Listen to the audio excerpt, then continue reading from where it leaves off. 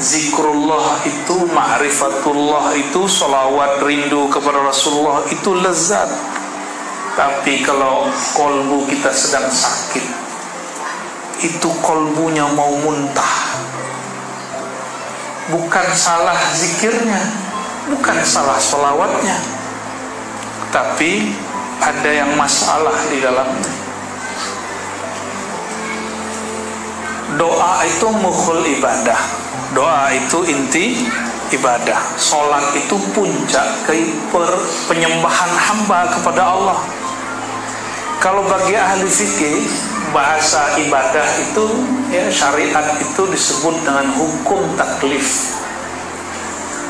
Ini Imam Sya'rani yang ngasih perbandingan, nanti silakan cek kitab beliau. Tapi bagi ahli ma'rifat, orang yang kenal Allah, kenal Rasulullah, tidak hanya disebut taklif. Taklif ini untuk awamul muslimin, orang baru ngaji. Kalau sudah lama ngaji, mesti naik kepada makom berikut. Ibadah yang tadinya taklif, beban, naik kepada ta'arif. Apa arti ta'arif? Beribadah karena cinta kepada Allah, karena sudah kenal yang disembah, maka kemudian merasakan lezat dalam menyembah.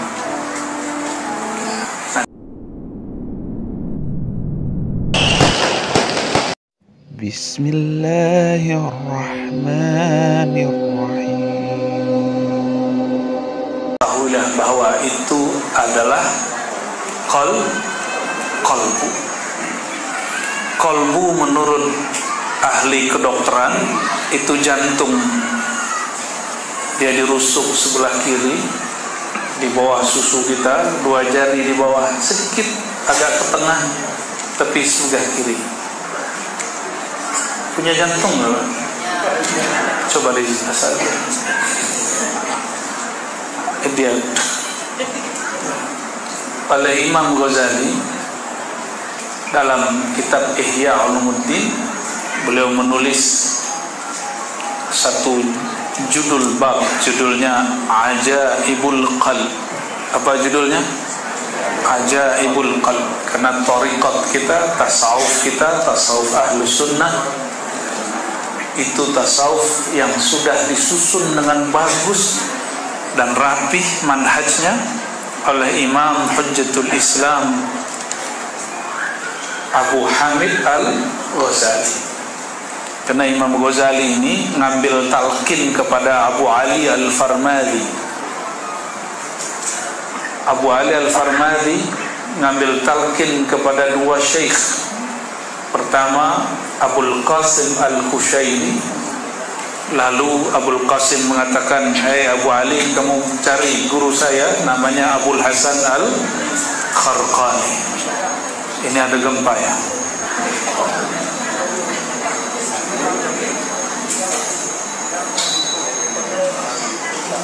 Sudah belum? Nah, kalau nyetel sebelum ngaji Pak ya, nanti jamaahnya marah. Kalau saya mah nggak apa-apa, paling kesel doang. Sudah ya, cukup ya? Oke. Nyetel kolbu ini mirip-mirip kayak nyetel ini. Betul, harus sabar dikit ya, nggak boleh kesel. Katanya ngaji tasawuf. Imam Abu Ali Al-Farmadi mengambil talqin zikir kepada siapa tadi? Abul Qasim Al-Kushairi. Lalu Abu Ali Al-Farmadi ini kadang mengalami ahwal dan maqamat yang berat, maka ia disuruh untuk lebih dalam ngaji maqam dan ahwal kepada Imam Abul Hasan Al-Kharqani. Lalu sanad ini bersambung nanti kepada imam kita, yaitu Sayyid Taifah Abu Yazid Al-Bustami, dan jalur yang lain kepada Abul Qasim Al-Junaid Al-Baghdadi. Nah, ini pecah 2 jalur ke atas, satu jalur Sayyidina Abu Bakar, satu jalur Sayyidina Ali. Jadi selevel Imam Bukhari punya mursyid padahal dia sudah ahli fiqh, dia sudah ahli aqidah, dia sudah bergelar Hujjatul Islam. Ada yang sudah sampai kepada kedudukan Imam Ghazali, ahli aqidah. Kelompok manapun mendebat beliau kalah. Hatta gurunya sendiri heran melihat beliau ini kok lebih cerdas daripadaku.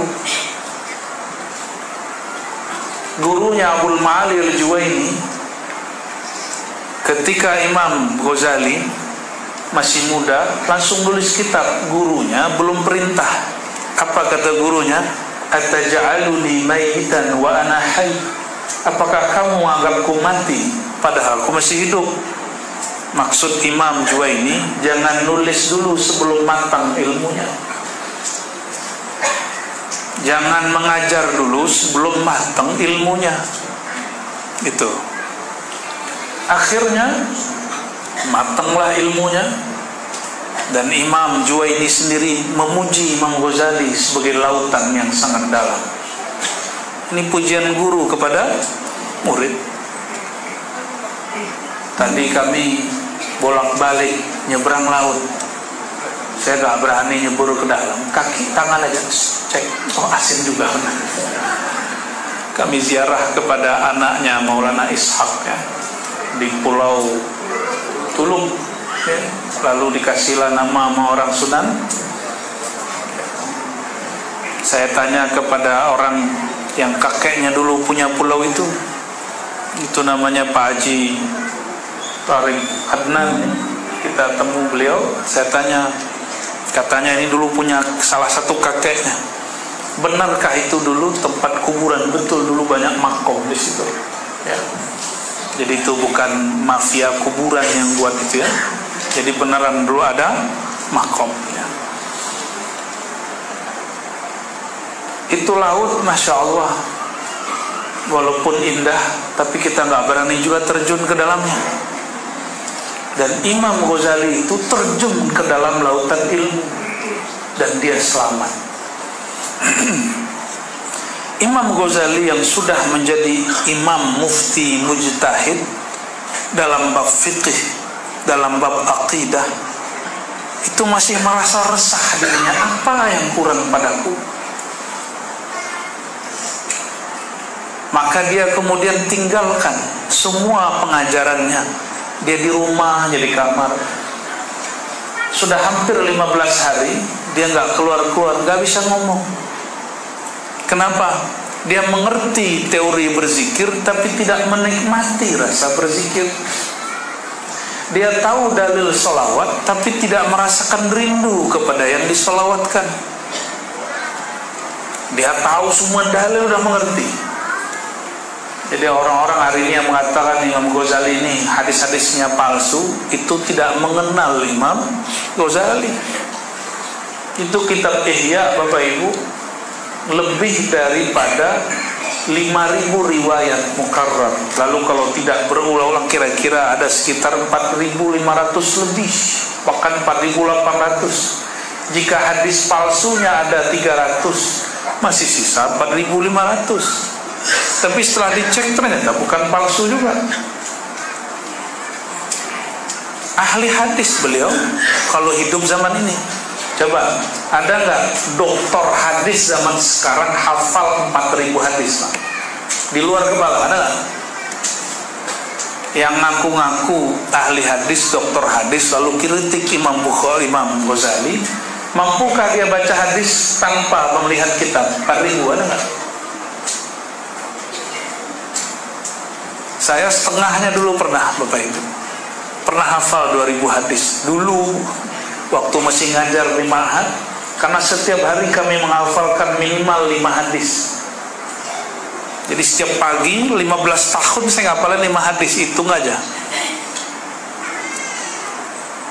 Lebih dari separuhnya dengan sanadnya dulu. Tapi karena semenjak pandemi ini sudah nggak ngajar hadis seperti dulu lagi, karena sudah keluar juga dari pesantren sebelum pandemi. Karena saya kemudian terpanggil untuk lebih fokus kepada surau zikir, zawiyah zikir, ribat zikir.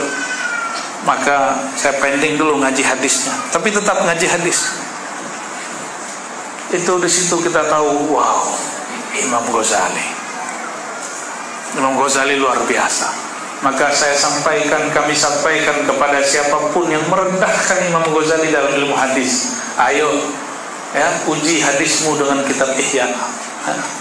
Uji kekuatan hadismu dengan kitab Ihya. Ini karena banyak orang hari ini ilmu sedikit, adab tidak punya, ya, lalu menghina Imam Ghazali. Beda faham boleh. Imam Ghazali itu beda dengan gurunya, berkhilafiyah dengan gurunya itu biasa. Nanti jangan heran, nanti saya dengan beberapa ulama itu beda faham, itu biasa aja. Umat gak usah resah. Mungkin nanti saya dengan Kiai Lukman ini ada beda faham dalam fikih, gak ada masalah.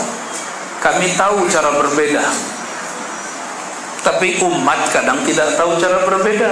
Diadulah dua ustadz, dua kiai. Ustadznya hatinya mati, tengkarlah si ustadz berdua. Nah, insya Allah beliau gak begitu, saya gak begitu, insya Allah ya. Karena kami belajar kitab Imam Ghazali. Imam Ghazali, lagi-lagi selevel Imam Ghazali, hafal ribuan hadis. Beliau hafal semua ayat hukum Quran, hafal. Kata beliau, gak mesti di masa beliau sampai masa sekarang tentu berlaku. Mufti, ahli fatwa, ahli hukum hafal semua ayat. Cukup hafalkan sekitar 400-an ayat hukum, boleh dia menjadi ahli fatwa. Begitu Imam Ghazali memudahkan jalan untuk ulama sekarang. Loh, kok ulama sekarang kurang ajar, ngeritik beliau dengan cara tidak sopan. Ngeritik itu ada caranya. Imam Ghazali selevel itu. Apa kata Imam Zahabi setelah beliau? Seandainya Imam Ghazali ngaji hadis seperti kami, la sabaquna, dia akan melewati kehebatan kami. Yang ngomong Imam Zahabi ini makomnya seperti Imam Bukhari di masanya. Selevel beliau masih mencari mursyid. Dan dengan tawadhu saya kaget kepada Kiai di Lirboyo, Kiai Kafa, kiainya beliau. Itu saya kaget, Pak. Seorang kiai itu bertanya, apa kata beliau, Imam Bukhari itu ada guru dalam tasawuf kah atau mursyid kah? Tanpa ada beban beliau tanya begitu. Betul-betul tidak pura-pura tawadhu. Kan ada orang pura-pura tawadhu. Ini nggak ada. Betul-betul beliau berbicara dengan alamiah.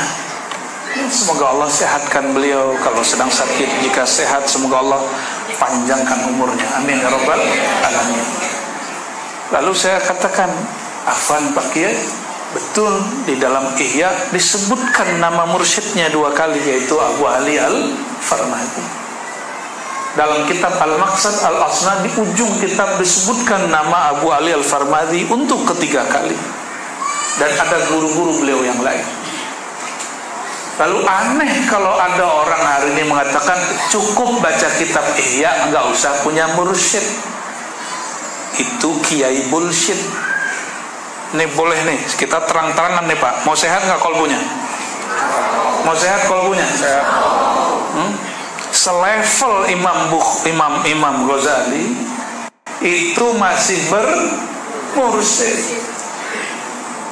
Kita ini siapanya? Kata Syekh, ayah dari guru saya, Syekh Muhammad Sair Ramadan Al-Buti. Saya mengaji ke anaknya Syekh Taufik. Kukunya Imam Ghazali afdal minni. Apa artinya? Kukunya Imam Ghazali, Azfarul Ghazali, afdal minni, lebih afdal daripada aku yang ngomong ini doktor, imam, ahli fatwa, ahli tasawuf, ahli akidah. Namanya Syekh Asy-Syahid Muhammad Sair Ramadan Al-Buti. Beliau ini syahid lagi ngajar tafsir Quran dibom oleh kelompok teroris. Betapa hinanya hati mereka, jahatnya hati mereka. Orang ngajar Quran di tempat yang suci bernama masjid, di atas mimbar simbol keulamaan, itu beliau dibom. Habis dibom ditembak. 2013 saya masih ingat, saya lagi kuliah doktoral waktu itu, dan yang ngajar kita waktu itu Abu Sayyid Agil Munawwar, doktor juga. Itu doktornya Mekah Madinah. Kalau saya ini doktornya masih doktor Jakarta, ya, walaupun ngajinya sempat ke orang Arab. Kalau saudara ini cukup ngaji kepada orang Arab maklum, ya. Mukanya Arab maklum. Itu yang kenal Syekh Muhammad Said Ramadan Al-Buti, nanti cek ya, di googling siapa beliau. Itu ahli fatwa, S1, S2, S3 di Al-Azhar. Orang saat itu doktor masih sedikit, beliau sudah jadi doktor. Ahli fikih, ternyata beliau ini punya mursyid, ayahnya sendiri, kakeknya sendiri. Mula Ramadan Al-Buti. Kata beliau, ini kitab yang paling disukai oleh ayahandaku, Mula Ramadan Al-Buti. Saya usut, saya tanya, ternyata tarikatnya Naqsyabandi, hizibnya Hizib Nawawi. Ya, tahu ya Hizib Nawawi ya? Saya dapat Hizib Nawawi ini dari banyak guru, salah satunya dari guru kita di Banjar, murid dari masyayikh di Mekah. Ya, terlepas dari semua itu, kalau badan sakit datang kemana Pak? Dokter. Ya. Kalau hati sakit datang ke dukun ya. Hah? Hatiku sakit, bukan yang sakit yang itu. Kalau hati berpenyakit datangnya ke siapa? Nah, saya sering nih kasih analog kias ini, tolong disimak. Ciri-ciri badan sehat, makan makanan yang nikmat itu tanpa halangan. Misalnya kalau orang Batam nih sukanya apa? Seafood. Itu makan seafoodnya lahap. Tapi coba kalau kolesterol sedang naik, mulutnya lagi sedang sariawan, makan seafood gimana? Badan kita nolak. Badan sedang demam, panas tinggi, orang buat sop iga. Sop iga itu nikmat Bapak Ibu. Tapi kalau badan sedang demam, mau muntah. Zikrullah itu, ma'rifatullah itu, salawat rindu kepada Rasulullah itu lezat. Tapi kalau kolbu kita sedang sakit, itu kolbunya mau muntah. Bukan salah zikirnya, bukan salah salawatnya, tapi ada yang masalah di dalamnya. Doa itu mukhul ibadah. Doa itu inti ibadah. Salat itu puncak penyembahan hamba kepada Allah. Kalau bagi ahli fikih, bahasa ibadah itu, ya, syariat itu disebut dengan hukum taklif. Ini Imam Sya'rani yang ngasih perbandingan. Nanti silakan cek kitab beliau. Tapi bagi ahli ma'rifat, orang yang kenal Allah, kenal Rasulullah, tidak hanya disebut taklif. Taklif ini untuk awamul muslimin, orang baru ngaji. Kalau sudah lama ngaji, mesti naik kepada makom berikut. Ibadah yang tadinya taklif beban, naik kepada ta'arif. Apa arti ta'arif? Beribadah karena cinta kepada Allah, karena sudah kenal yang disembah, maka kemudian merasakan lezat dalam menyembah. Nanti silakan dilihat di kitab Tabaqatnya Imam Sya'rani, itu disebutkan perihal-perihal itu. Saya pernah membedah itu ketika berkunjung ke sahabat kita di salah satu pesantren di Jambi, ya, Buya Margutin namanya, ya. Nanti ada video di situ kajian mengenai kitab Imam Sya'rani. Di situ pembahasan apa itu ta'rif, apa itu taklif. Jadi pembahasan ini dari ulama semua. Kita nggak akan keluar dari manhaj mereka. Insya Allah. Itu gunanya bermursyid. Kalau keliru nanti ada yang menegur. Bapak Ibu yang melekat Allah, kembali ke hadis yang tadi, bahwa di dalam diri manusia ada segumpal daging. Segumpal daging ini mirip dengan satu pohon di tanah Arab yang bernama pohon sonubar. Maka orang kita dulu sebut hati sanubari. Hati sanubari itu hati fisik. Saya ceklah ke kitab Imam Ghazali, ketemulah istilah itu, al-lahmu as-sanubari. Nanti kalau keliru silakan dicek para kiainya. Mungkin istilah saya ada kurang pas, ya, saling melengkapi. Al-lahm, daging sonubar yang mirip bentuknya dengan buah pohon sonubar. Orang Melayu lama sebut pohon itu pokok sonubar. Nah, itu dia punya buah mirip seperti jantung kita. Tapi ingat, ini jantung secara fisik. Ini makanya perlu baca kitab, ya. Bagi yang nggak bisa bahasa Arab, cari ikhtisar atau ringkasan Ihya Ulumuddin, sudah diterjemah. Di Batam banyak orang jual toko buku, ya. Kalau nggak online, cari bab di atas bab 20. Kalau nggak salah ini bab 21. Bab berapa? Nah, nanti cek di situ, ketemu Imam Ghazali pertegas, yang dimaksud di dalam hadis ini bukan sekedar hati atau jantung yang daging itu, tapi itu jantung rohani. Jantung di dalam ilmu zikir disebut itu latifah qalbiyah, titik halus yang berkait dengan kolbu. Dia bukan di jantung, tapi tidak lain daripada jantung. Nah, berkait dengan jantung. Coba Bapak Ibu kalau jatuh cinta, deg-degan nggak? Itu yang itu sebelah kanan apa kiri? Benar, udah cek belum? Jangan-jangan nggak punya jantung. Saya lagi ketemu sama zombie dan vampir.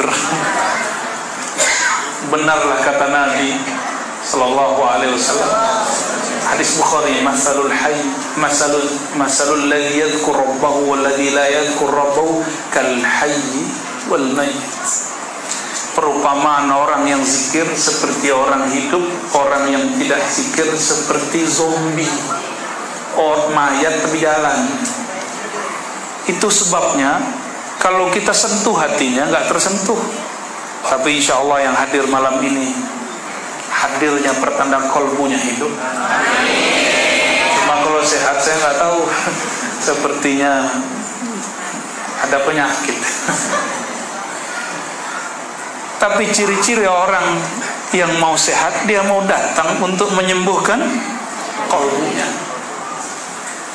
Salah satu nama baginda Rasulullah SAW. Rasulullah ini punya nama banyak, lebih dari 200. Ini para kiai kalau pernah nyantri pasti dapat ijazah dalail. Dapat kiai. Dalam kitab dalail di muqaddimah setelah al-asmaul husna ada asma Nabi, nama Nabi SAW. Salah satu nama beliau yang dibacakan dalam salawat disebut tibbil qulub. Tibbil fisik iya, tapi kalau fisik itu dokter juga bisa, nggak perlu Nabi Muhammad Sallallahu Alaihi Wasallam. Rasulullah itu tibbil qulub. Ingat beliau, kalbu sembuh. Hebat ya. Ingat Rasulullah SAW, kalbu sembuh. Masalahnya, adakah yang bisa ingat Rasulullah SAW? Ada yang ketemu Rasulullah nggak? Ada yang sudah jumpa Rasulullah? Sallallahu Alaihi Wasallam? Belum, karena tidak jumpa baginda Rasulullah SAW. Maka wajib jumpa orang yang berjumpa dengan Rasulullah SAW. Siapa yang berjumpa Rasulullah? Para sahabat. Ada yang jumpa sahabat? Kalau gitu murid sahabat, tabi'in. Ada yang jumpa tabi'in? Ya salah, samalah nasib kita ya. Tapi saya mau tanya, Rasulullah yang wafat itu badannya apa ruhnya? Berarti ketemu fisik tidak mungkin. Tadi kenapa Bapak Ibu masih berani mengatakan ya Nabi salam alaika? Wahai Nabi, tolong terima salam dari hamba. Kenapa berani kita mengatakan begitu? Karena ruh kita tahu ruhnya masih hidup. Ruh kita sadar bahwa ruhani beliau masih hidup. Maka adab kalau baca marhaban atau ya Nabi salam alaika, iktikadkan bahwa ruh kita berjumpa dengan ruhaniah beliau. Dalilnya apa? Dalilnya banyak ya. Mau berapa dalil Pak? Paling saya bacakan juga nanti yang hafal para kiai doang nanti ya, nggak usah saya bacain lah ya. Kiai ini udah capek bacain hadis ya. Siapa yang salawat kepadaku, Allah kirimkan malaikat sayyarin tawafin ya. Inna lillahi malaikatan sayyarah. Kalau sayyarah bahasa Arab sekarang itu mobil, tapi sayyarah dalam hadis Nabi itu malaikat bersayap yang Allah ciptakan saat ada orang bersyahwat. Yuballighunani salamakum, tugasnya menyampaikan salam kalian. Saya bertanyalah kepada beberapa syekh, apa kata beliau? Tahukah engkau itu malaikat dicipta dari salawat orang yang ikhlas dan tulus. Itu kalau diterjemah hadisnya inna lillahi malaikatan sayyara atau sayyahin tawafin, begitu banyak macam jenis. Yuballighunani salamakum, tugas dia menyampaikan salam kamu. Jadi satu daripada salawat Allah ciptakan malaikat tugas, dan itu datang kepada ruhaniah Rasulullah sallallahu alaihi wasallam. Itu kalau memburu jawaban Nabi secara nur malaikat. Saya mau tanya Bapak Ibu, lebih mulia nur Nabi atau nur malaikat? Benar nih, bid'ah lagi. Di kitab-kitab maulid, semua kitab maulid di situ disebutkan hadis yang menurut ahli hadis bermasalah, tapi menurut muhibbin Rasulullah ini tidak masalah. Hadis awwalu ma khalaqallahu nura nabiyyika ya Jabir. Ini coba cek kitab maulid. Yang pertama Allah cipta adalah nur Nabi engkau wahai Jabir.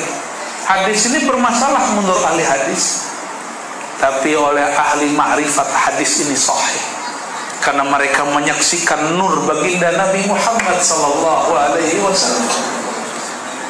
Ahli hadis masih debat, bahwa hadis tidak sahih riwayat fulan wa mafqud wa ghairu sahih fi rawi mutawi. Itu ahli hadis. Tugas ahli hadis mengkritisi riwayat. Enggak apa-apa, kita enggak marah. Saya kerjaannya 15 tahun begitu Bapak Ibu, mengkritisi kiai mana aja masalah hadis. Kemana-mana saya kritik kiai. Ternyata dikritik depan umum tuh nggak enak. Baru sadar pas sudah dikritik depan umum. Oh begini ya rasanya dikritik depan umum. Itu kiai kalau baca hadis palsu langsung saya tegur. Kiai, ente ini agen hadis palsu ya? Langsung begitu. Dulu ya masih awal-awal lagi ngejos ngajar hadis, lama-lama ketemu guru-guru mursyid mengajarkan adab-adab memikul ilmu hadis. Oh ternyata ini beda-beda kamar. Jadi kalau ada ahli hadis bilang hadis dhaif itu secara ilmu kan banyak, ilmu banyak kan? Orang sembuh aja nggak mesti ke dokter, bisa ke dukun, bisa ke kiai, bisa meditasi kata kawan, bisa berzikir, bisa ruqyah, macam-macam orang mencari jalan untuk sembuh. Semoga hati dia terbimbing menuju jalan Allah, sehingga dia tidak menyekutukan Allah dalam penyembuhan. Kalau mengobati fisik pun banyak jalan, maka memahami agama yang merupakan penyembuh akal, penyembuh qalbu tentu juga banyak jalan. Maka ahli hadis juga jangan marah-marah juga kalau kita mengatakan ini hadis secara rohani sahih, ya. Saya nggak usah sebutlah pengalaman rohani saya mengenai nur itu, ya. Nanti disebut halu lagi oleh orang yang nggak mengerti, ya. Wajar dia nggak sampai, maka dia sebut pengalaman kita halu, ya. Nggak apa-apalah. Lagi sholawat ada yang nangis, ada yang bengong, kenapa sih nangis gitu, ya kan? Ya. Karena pengalaman rohani itu di dalam sini. Kalau orang nggak lihat, wajar dia ngelihat pakai matanya. Dia memikirkan pakai akal dia. Pengalaman rohani bukan wilayah mata, bukan wilayah akal, bukan wilayah baca kitab. Yang tertulis dia baca kitab, yang tersirat bukan yang tersurat. Ditulis di Quran, ala bizikrillah tatmainnul qulub, itu tulisan di mushaf. Ketahuilah dengan menyebut nama Allah hati tenang. Coba Pak sebut nama Allah, tenang nggak hatinya? Saya nggak yakin tenang hatinya. Coba sebut nama Allah. Allah, Allah, Allah. Mana tenang begitu? Nggak punya teknik. Ini ada obat, ada herbal. Kita ini yang bukan dokter, bukan herbalis, bisakah meramunya? Bisa-bisa keracunan. Nah, inilah yang terjadi. Ini yang dikhawatirkan sebagian ahli fikih. Kalau ada orang ngaji tarekat tasawuf tidak kepada ahlinya, nanti coba ramu-ramu zikir sendiri. Keracunan zikir namanya. Ada orang keracunan jamu, ada orang keracunan obat. Nah, nanti begini dia kalau keracunan zikirnya. Udah banyak yang datang ke kita, gak sedikit, karena keracunan, karena coba-coba ramu zikir sendiri, ego tinggi, gengsi ngaji ke kiai, gengsi ngambil talqin zikir bayat kepada mursyid.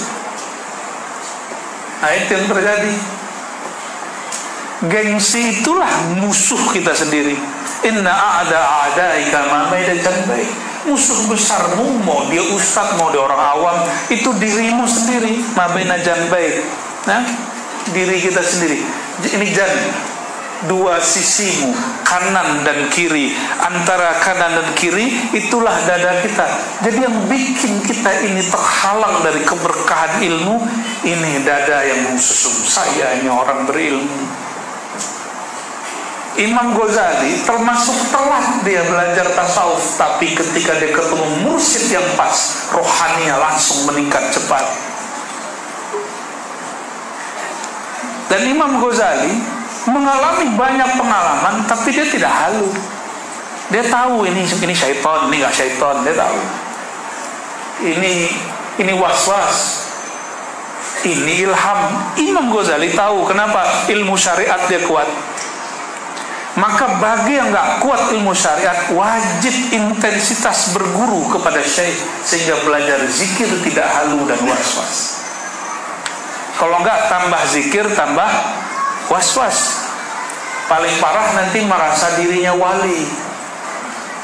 Paling hebat lagi, merasa dirinya wali kutub, bahkan Imam Mahdi.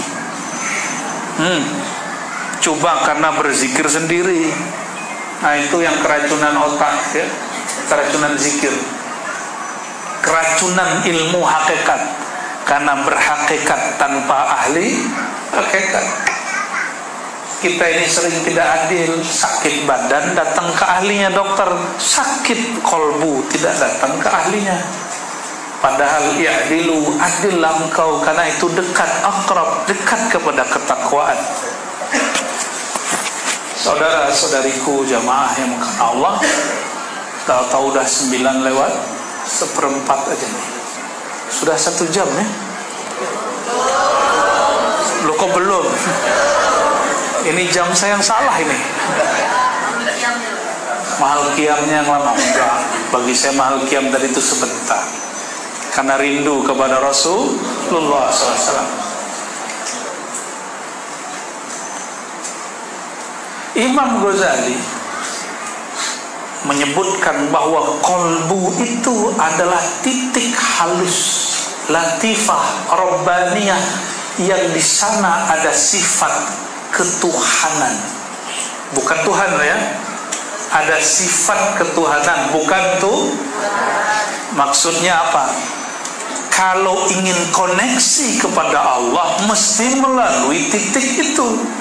Karena ini Imam Junaid ditanya oleh muridnya Ruwaim dan murid-murid yang lain, wahai Tuan Syekh, apa itu ma'rifat dan tauhid? Apa jawaban beliau? Engkau mengerti bahwa zat yang maha qadim tidak mungkin menempel pada ciptaan yang baru. Pasti gak paham ya. Allah qadim bukan? Apa arti qadim? Allah wujud qidam baqa. Apa arti qadim? Dahulu. Dia ada tanpa permulaan. Karena yang bermula itu makhluk. La yasbiquhul adamu. Begitu kata Imam As-Sanusi dalam kitab Ummul Barahim. Yang tidak didahului oleh ketiadaan berarti tidak pernah tidak ada. Tidak pernah tidak ada artinya apa? Selalu. Dulu yang ada di depan saya ini pernah tiada kan? Lalu orang tuanya menikah, kawin, brojol lah orang-orang ini. Benar ya? Berarti kita ini yasbikuhul adamu, didahului ketiadaan lalu menjadi ada. Maka kita ini disebut hadis. Apa bahasa Arabnya? Pakai ta. Hadis. Baru dicipta. Allah itu qadim. Mungkinkah zat yang qadim bersatu dengan yang hadis dicipta? Mungkin nggak? Mungkinkah Allah masuk ke dalam tubuh? Nggak mungkin. Maka tidak ada namanya Allah menyatu dengan Nabi Isa, Nabi Muhammad, itu nggak ada. Nabi ya Nabi, Allah ya Allah. Apalagi cuma wali. Lalu gimana dengan kalimat orang-orang dahulu menunggaling, ya, bersatu dengan Tuhan? Itu bahasa orang cinta, bukan bahasa hakikat. Bahasa cinta tidak dihukumi hukum manapun, karena orang cinta tidak bersalah. Yang salah cuma ibaratnya. Nih, pada ngomongkan ke pasangannya, wahai jiwaku, wahai belahan hatiku, PREET. Baca dong. Benar nggak ngomong gitu? Padahal dalam akidah Ahlus Sunnah, jangankan Allah dengan hamba, ruh dengan ruh tidak mungkin bersatu. Ruh saya tidak mungkin pindah kepada ruh orang. Namanya hulul atau tanasukh, reinkarnasi, itu nggak mungkin. Apalagi Allah masuk ke tubuh orang, itu tidak mungkin. Maka dalam Islam, jika ada orang tua itu dulu mengatakan nitis, itu bukan reinkarnasi, ruh dulu masuk ke badan orang, enggak. Nitis itu boleh diartikan warisan. Al-ulama warasatul ulama, pewaris para nabi, diterjemahkan titisan para nabi, boleh, tapi bukan rohaninya para nabi masuk ke tubuhnya. Itu ajaran keliru. Ya, paham ya? Imam Ghazali menjelaskan ayat dan hadis mengenai kolbu. Apa kata beliau? Itu kolbu disebut latifah rabbaniyah. Kenapa? Karena melalui itulah Allah memantulkan sifatnya. Tubuh ini Allah tidak pantas memantulkan sifatnya, hanya beliau menunjukkan fiil perbuatannya. Tubuh kita ini, maka tubuh kita ini diawali dengan kun fa Tapi kalau kolbu, disitulah Allah memantulkan sifat-sifatnya. Mana dalilnya? Dalilnya dalam Sahih Bukhari. Jika Allah cinta seorang hamba, apa yang terjadi? Gimana hadisnya? Jika Allah cinta seorang hamba, ini saya nggak pakai bahasa Arab dulu Pak, ya, pakai bahasa hadis Indonesia aja lah. Ya. Nah, saya pakai bahasa Arab lah kalau gitu ya. Fa idza ahbabtu abdan kuntu sam'ahu alladhi yasma'u bihi wa basarahu alladhi yubsiru bihi. Apabila aku cinta kepada hamba. Nah, kita ini kalau mencintai sesuatu, ini tabiat. Ingin supaya yang sesuatu ini lebur dalam diri kita, tunduk kepada kita. Makanya bapak-bapak, ibu-ibu nih, wajar nih Pak ya, ibu-ibu nih mau menundukkan bapak ibu. Gimana cara supaya suami sayang gitu kan? Bapak-bapak datang ke dukun, mbah dukun, dibalas lagi, gimana supaya istriku penurut. Loh, kalau mau penurut datangnya ke ahli ilmu, bukan ke dukun, nanti dibacain mantra.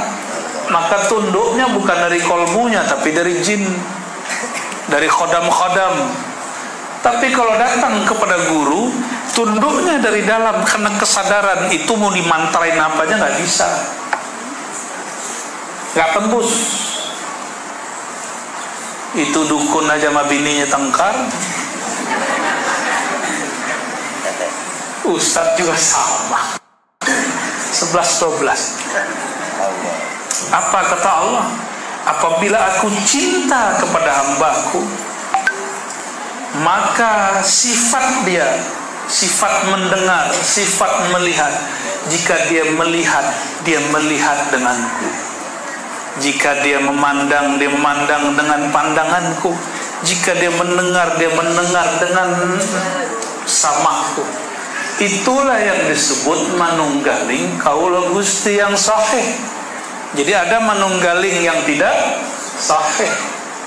Berarti kajian begitu kajian standar Pak. Ada di Sahih Bukhari, ada di Sahih Bukhari. Cuma orang nggak mau baca dengan hatinya, dia baca cuma dengan menerjemah. Jadi kalau kolbu si hamba sudah dicintai Allah, maka Allah gantilah spare part di dalamnya itu, ya. Bukan lagi sama dia yang mendengar, tapi itu sama Allah. Loh, maksudnya apa? Si hamba itu tidak mungkin mendengar kecuali Allah memperdengarkan. Maka secara ilmu tauhidnya ahli tauhid, maksudnya bukanlah si hamba lenyap bersatu dengan Tuhan, bukan.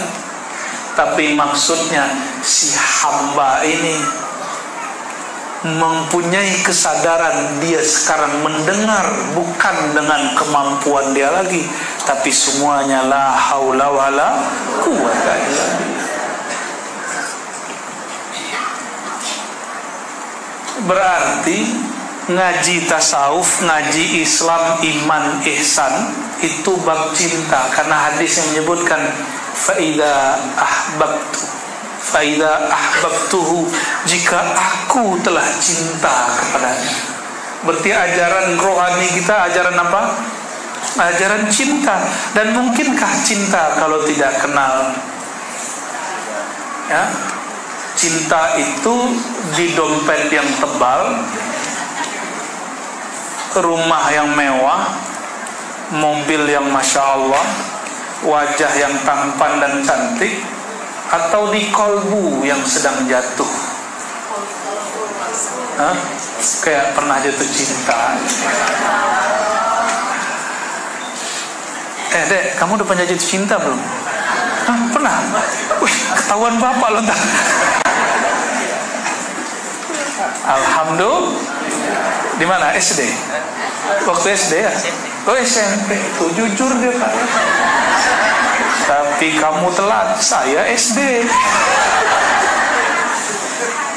Allahumma sholli ala sayyidina Muhammad. Dulu main dokteran kita ya, di dokterin nama ya Allahumma sholli ala Muhammad. Jadi cinta itu awalnya agama, ujungnya orang beragama. Tapi cinta itu mustahil kalau tidak kenal.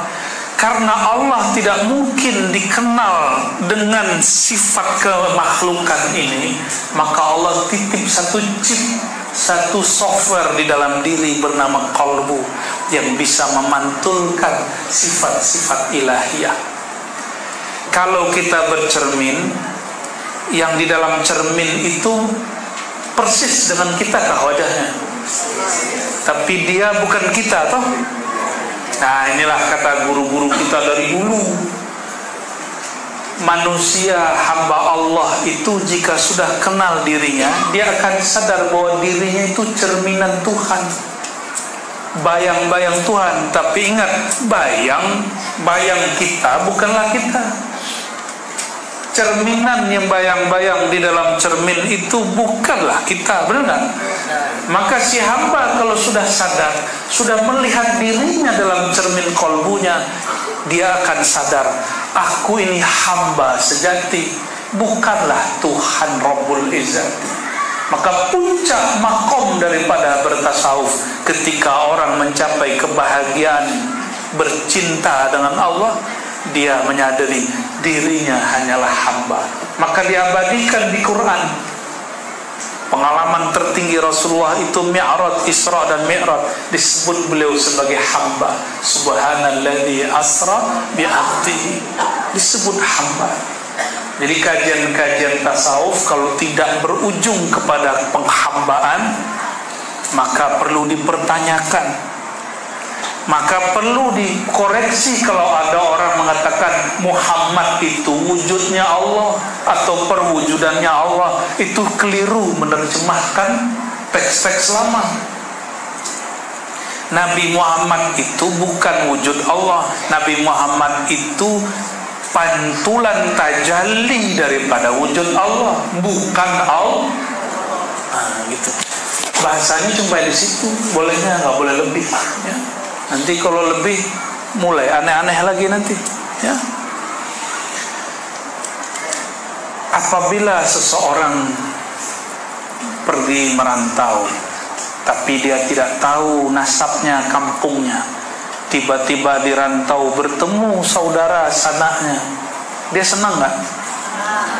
Nanti saudaranya ini atau sanak saudaranya ini kabarkan, dulu bapakmu itu saudaraku, sekarang juga masih. Emang kalau dulu saudara, sekarang enggak. Bapak kita, bapakmu itu namanya Fulan, kakeknya Fulan. Senangnya kita. Maka banyaklah orang datang kepada orang-orang tua sekedar mencari tahu nasab dia di mana. Benar enggak? Karena mencari nasab itulah ma'rifatun nasab. Mencari nasab jasad itu membahagiakan. Apalagi mencari nasab rohani.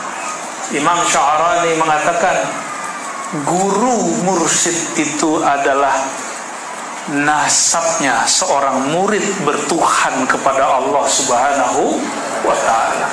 Dalam fikih kita nasabnya, fam kita ini Syafi'i. Mungkin teman-teman saudara ini tidak ada yang bernasab, nasabnya misalnya Habsyi, nggak ada kan? Ya, karena kita ini bukan habaib, bukan punya nasab yang mulia. Carilah nasab ilmu yang mulia. Maka Syafi'i, Hanbali, Maliki atau yang lebih tua Hanafi, itu nasab ilmu, nasab mazhab. Makanya wajar ada orang tidak senang kalau kita bernasab secara ilmu. Itu bab fikih. Di dalam ilmu rohani juga ada nasab-nasabnya, puak-puaknya, keluarga-keluarganya, fam-famnya, bahkan lebih banyak daripada fikih. Itu yang disebut dengan tariqah. Tariqah. Tapi ingat, tariqah itu baru jalan. Jalan itu ada yang rusak. Jalan itu ada yang belum diperbaiki. Kalau tasawuf, itulah ujungnya bertorikoh. Kalau ada orang bertorikoh kemudian tengkar, bermukhasamah zawiyah, tengkar zawiyah, tarekat saling merendahkan tarekat yang lain, wajar. Dia belum sampai di ujung jalan. Kalau sampai di ujung jalan, oh sama kok tarekat ini sampai juga di sini, ini sampai juga di sini, sampai juga di sini. Ke masjid ini tadi banyak jalan nggak? Tuh, masa ke Allah kalah dengan jalan ke masjid ini? Maka jalan kepada Allah juga banyak. Jalan kepada Allah juga, tapi ada jalan tol, ada jalan tolol. Ada jalan yang langsung cepat, ada jalan yang mutar-mutar. Senang yang mana Bapak Ibu? Tol, bukan all. Kalau jalan tol, highway, jalan cepat, itulah jalan rohani yang diwariskan baginda Nabi Muhammad SAW kepada sahabat, kepada tabi'in, tabi'in, terus sampai hari ini kepada mursyid. Gak perlu banyak teori Pak, kalau zikir Allah itu kata guru nanti ya, nih saya talqin gitu. Suruh mandi, taubat, suruh sholat 2 rakaat, langsung talqin, terasa bertuhan itu langsung. Tapi kalau tidak jalur jalan tol, jadi all, putar-putar. Nanya bab khusyuk aja jawabannya putar-putar setengah jam. Cara bagaimana diangkat hijab pun putar-putar 20 jam. Karena belum tahu. Orang kalau sudah tahu, dia bisa jawab to the point. Kalau dia sudah tahu jalan, kamu mau toilet jalan yang mana? Jalan cepat, jalan lama, gitu. Itu orang kalau sudah tahu jalan. Selevel Imam Ghazali itu lama berputar-putar dengan kitabnya, dengan karyanya, dengan ilmu fikihnya, ilmu akidahnya. Dia bicara Tuhan, bicara menyembah Tuhan, tapi dalam hatinya berkata, saya ini mengajarkan menyebut nama Allah, tapi kenapa qalbuku tidak bergetar? Saya faham kisah ini ketika guru kami dulu Abuya Al-Hasan Al-Basri di Sumatera Barat sana dulu bercerita. Apa kata beliau? Beliau ini yang mengajarkan kami salah satunya kitab Ihya. Apa kata beliau? Aku ini dulu mengerti sifat 20. Mazhab Syafi'i khatam, sudah boleh menjadi mufti oleh tuan guru kami dulu. Tapi ketika saya sholat, saya ini bingung, yang saya sembah ini siapa? Tubuh berkiblat kepada Ka'bah, mata berkiblat kepada pesujud, tapi kata orang kolbu berkiblat kepada Allah. Kok nggak ada rasanya? Maka beliau bertanyalah kepada gurunya yang ditanya, guru ahli kalam, ahli akidah. Jawablah putar-putar pakai sifat 20. Lama tambah pusing dia. Ya nanyanya ke ahli kalam. Besok dia cari lagi ahli fikih. Kalau ahli fikih ada lagi caranya. Kau kalau sholat mesti bajunya bersih. Betul kan? Tempatnya bersih, pakai baju, jangan baju biasa, baju koko. Ya, ini kata guru fikih saya dulu, siapa? Orang kalau sholat pakai baju koko lebih khusyuk daripada baju kemeja. Ya Allah, kayaknya nggak ada di kitab fikih, nggak ada. Tapi ada loh orang ngajarin kita begitu dulu. Emang kalau pakai celana, ini celana apa nih Pak? Sama sarung beda nggak khusyuknya? Itu cuma style. Saya sholat pakai gamis, pakai rida, ini rida namanya Pak. Tapi ke sholat memperhatikan, bagus juga bajuku nih. Itu namanya khuyala. Khuyala itu orang yang berkhayal dalam sholatnya mengenai penampilan dia. Maka Allah tidak pandang sholat orang yang isbal, karena dulu mengundang khayal di dalam sholat. Coba cek bahasa Arabnya, makhilah itu artinya berkhayal. Tapi cenderung kepada merasa bajunya lebih bagus, sombong dalam bab pakaian. Ayo, gimana?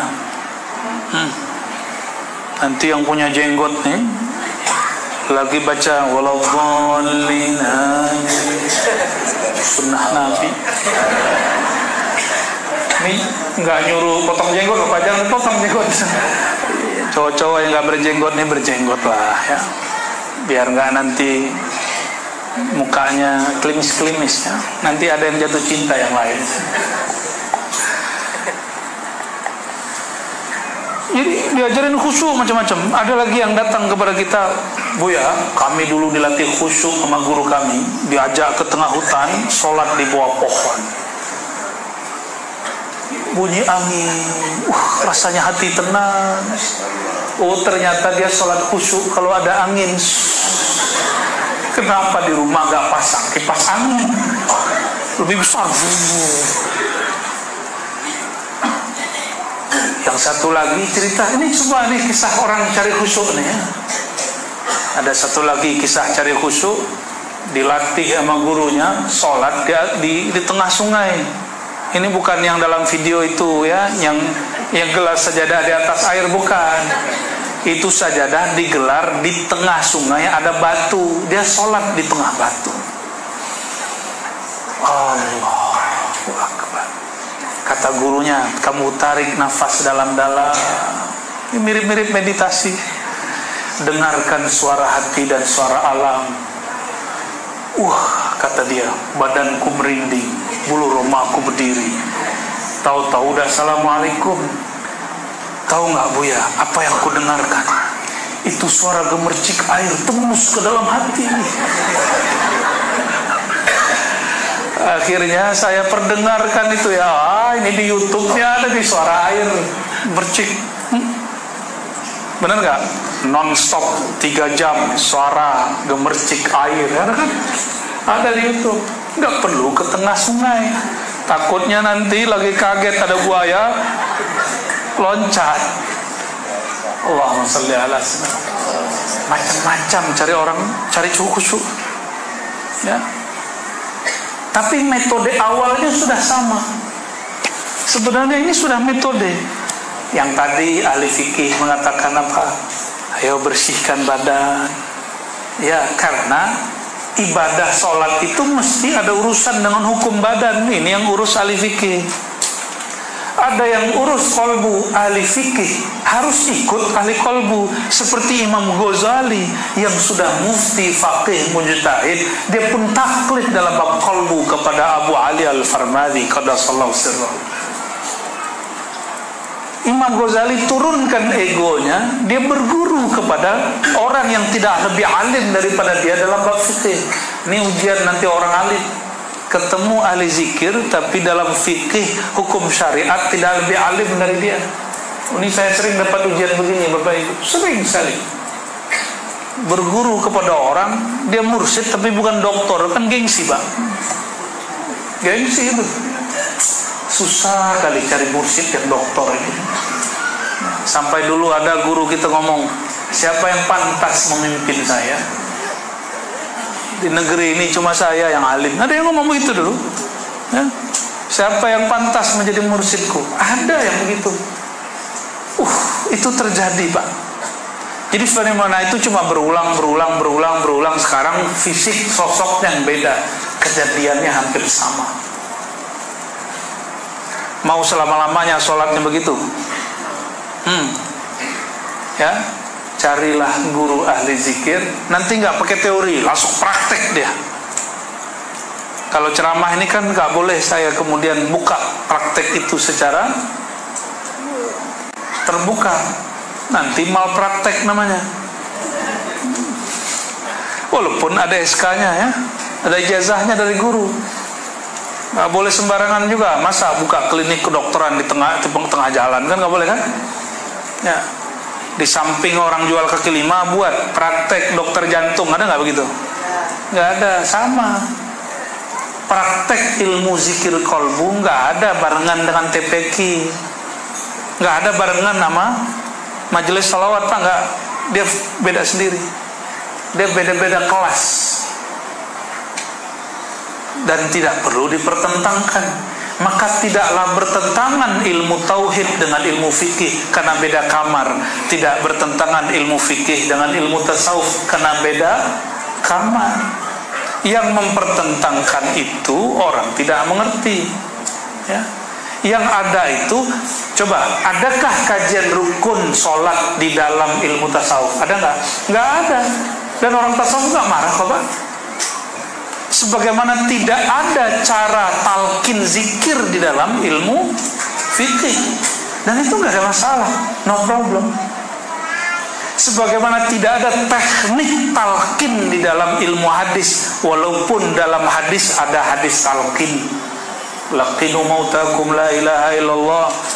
Talkinkan orang yang mauta, yang akan mati, yang sakaratul maut, yang sedang menghadapi kematian, apa yang sudah mati, la ilaha illallah. Tapi tekniknya itu beda-beda. Yang mahal itu teknik, Pak. Yang mahal apa? Teknik. Orang kuliah kedokteran mahal, apalagi urusan kedokteran kolbu. Bapak beli sekian M juga nggak bisa itu, karena dia capnya langsung terhubung dengan Rasulullah Sallallahu Alaihi Wasallam. Saya ingin jadi mursyid nih, bisa bayar berapa? Gak bisa, Pak. Gak bisa. Bisa nggak 3 bulan selesai kayak ngaji tajwid? Ini nggak bisa. Urusannya lain, urusan kolbu itu. Maka kembali kepada judul ini, apabila ingin mencapai bahagia dan sehat dalam bab tasawuf, itulah bahagia menurut Nabi Muhammad SAW. Itulah yang dibaca dalam maulid, man ra'a wajhaka yas'ad. Siapa yang menatap wajahmu pasti bahagia. Menatap wajah baginda, prakteknya dalam tasawuf disebut rabithah. Tahu rabithah? Rabithah itu mengikat kolbu dengan kolbu Rasulullah SAW. Setelah rabithah ada namanya tawajuh, menghadapkan kolbu kepada Allah Subhanahu wa Ta'ala. Dan mustahil menghadapkan kolbu kepada Allah kalau tidak menumpang dalam kolbu Rasulullah Sallallahu Alaihi. Jadi yang kita baca di dalam maulid ada kan tadi, man ra'a wajhaka yas'ad. Benar ya? Itu prakteknya bukan dengan melagukan. Lagu itu, syair itu kaidahnya. Kalau orang baca kaidah ini, dapatkah dia sirnya? Belum. Kaidah ini penunjuk, pengingat. Kenapa baca maulid itu menjadi ajaib? Karena mengingatkan orang terus dengan rabithah. Itu sebabnya ahli tarekat senang maulid. Itu sebabnya ahli tasawuf doyan mahal qiyam. Jadi kalau ada orang tarekat nih nggak senang maulid, saya curiga. Jangan-jangan dia tidak yas'ad, tidak bahagia. Di mana-mana saya ketemu ahli-ahli zikir, ahlillah, wali-wali Allah, pasti suka berselawat. Ingin bahagia? Yang paling bahagia di alam semesta siapa? Rasulullah. Maka jika ingin bahagia, undanglah nur Rasulullah ke dalam diri. Dan caranya, man ra'a wajhaka yas'ad. Itulah makna hadis, tuba liman ra'ani wa liman ra'a man ra'ani. Beruntunglah orang yang menatapku. Jika tidak sanggup, tataplah orang yang menatapku. Dan mursyid-mursyid yang wali Allah, walaupun tubuhnya tidak ketemu baginda, pasti rohaninya bertemu baginda, pasti kolbunya terhubung dengan kolbu baginda Rasulullah Sallallahu Alaihi Wasallam. Itulah Rasulullah tabibul qulub, obat hati. Hatinya ini diturunkan kepada hatinya para mursyid, para ulama. Merekalah penyembuh hati. Dan barangkali itulah nama majelis daripada Kiai Lukman dan Haji Novi, Syifaul Qulub. Semoga menjadi obat daripada hati yang merana. Amin ya rabbal alamin. Wassallallahu ala sayyidina Muhammad. Gak ada tanya jawab kan? Gimana Pak MC? Ada? Cukup ya? Saya sudah lelah seharian ya. Tapi gak perlu berenang ya. Cuma nyebrang-nyebrang ya. Semoga Siapapun yang hadir segera mencari mursyid. Mursyid itu nggak mesti yang tinggal di Jakarta, cari yang di Batam, ya. Cari yang dekat dengan kita, sehingga nanti majelis zikirnya gampang dijumpai, ya. Semoga nanti para mursyid juga mau menerima kita semua. Amin rabbal alamin, ya.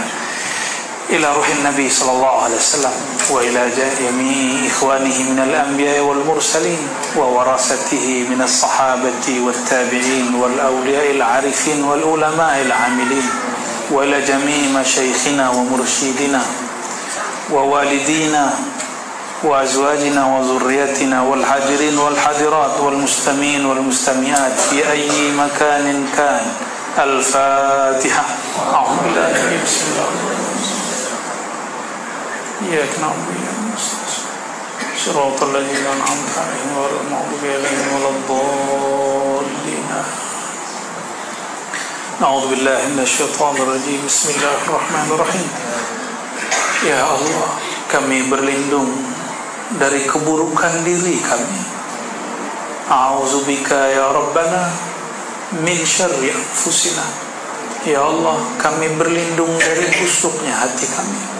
Ya Allah, kami berlindung dari jahatnya hawa nafsu kami. Ya Allah, kami berlindung dari tingginya ego kami. Ya Allah, kami berlindung dari sifat-sifat buruk yang kami tidak sadari dalam diri kami. Bismika ya Allah nad'uka. Ya Allah, dengan nama Engkau ya Allah kami memanggil Engkau. Fastajib da'awatina ya Sami' ya Qarib. Maka mohon ya Allah, yang memiliki alam semesta, yang menguasai diri kami, yang menguasai jantung kami, yang menguasai aliran darah kami, yang menguasai setiap satu sel dalam diri kami. Mohon ya Allah, alirkan cinta di dalam diri kami. Alirkan cinta kepada Engkau, kepada kekasih Engkau Nabi Muhammad SAW di dalam jiwa kami. Allahumma ya Allah, salli ala habibika sayyidina Muhammad. Kami memohon ya Allah, sampaikan salam kami yang tidak seberapa ini kepada baginda Rasulullah SAW. Ya Allah, kami tahu kalbu kami tidak pantas Engkau tatap, tapi malam ini mohon ya Allah, izinkan cinta kepada baginda Rasulullah SAW masuk ke dalam hati dan jantung kami, masuk ke dalam rohani kami, dan izinkan ya Allah tatapan baginda masuk ke dalam kalbu kami, sehingga Engkau pun menatap kami dengan rahmat dan rahim. Allahumma ya Allah, kami mendengar banyak guru kami mengatakan man ra'ahullah man nazarallahu ilaihi lam yu'azzibhu.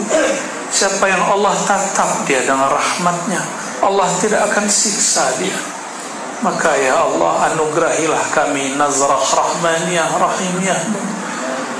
Anugerahi kami pandangan rahmatmu, tataman kasih sayangmu. Allahumma ya Allah, balligh salamana wa tahiyyatana ila ruhi nabiyyika Muhammad sallallahu alaihi wasallam. Ya Allah, Rasulmu, kekasihmu mengabarkan kepada kami bahwa setiap kali berselawat Engkau ciptakan, Engkau utus malaikat untuk menyampaikan salam kami kepada rohaniah baginda. Sadar tidak sadar kami, wahai Rabb kami, wahai pencipta kami, mohon izinkan salawat kami yang kurang tulus ini dijadikan layak sampai kepada hadirat baginda Nabi Muhammad sallallahu alaihi wasallam.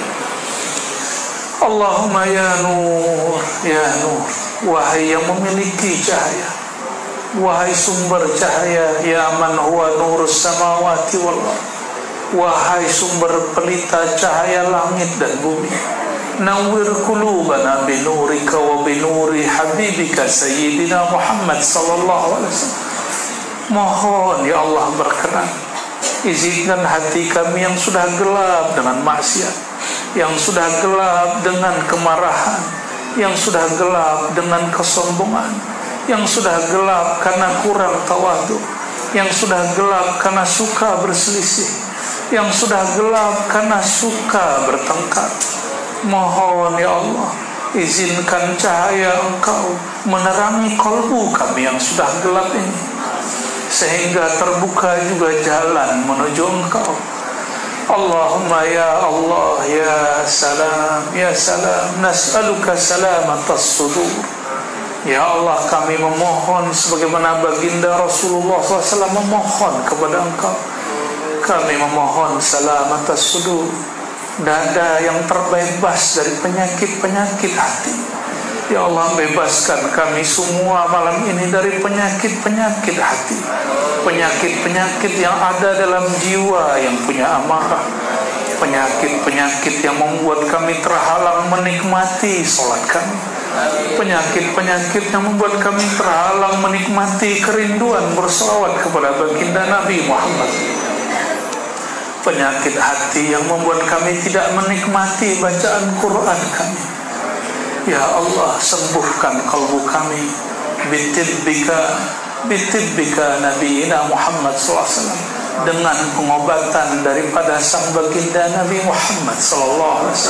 Ya Sayyidi ya Rasulullah, wahai baginda Rasulullah, adrikna ya Sayyidi, alij qulubana ya Sayyidi ya tabib qulubana. Wahai baginda penyembuh kalbu, sentuhlah kalbu kami ya Rasulullah, sehingga kalbu kami ini sembuh daripada penyakit-penyakit hati. Ya Allah ya muqallibal qulub, ya musarrifal qulub, wahai yang merubah hati kami, ubahlah hati kami malam ini menjadi lebih bercahaya, dari yang suka benci menjadi suka cinta, dari yang mudah emosi menjadi lebih sabar, dari yang kurang menghormati menjadi lebih menghargai, dari yang berprasangka lebih kepada berbaik sangka. Ya Allah, jika ada dalam pikiran kami satu pikiran saja yang kotor, mohon bersihkan dengan nur nama, nur baginda Rasulullah SAW. Allahumma ya Allah, di kalbu kami masih ada sifat sombong, masih ada merasa lebih tinggi ilmu daripada orang yang ada di sekitar kami.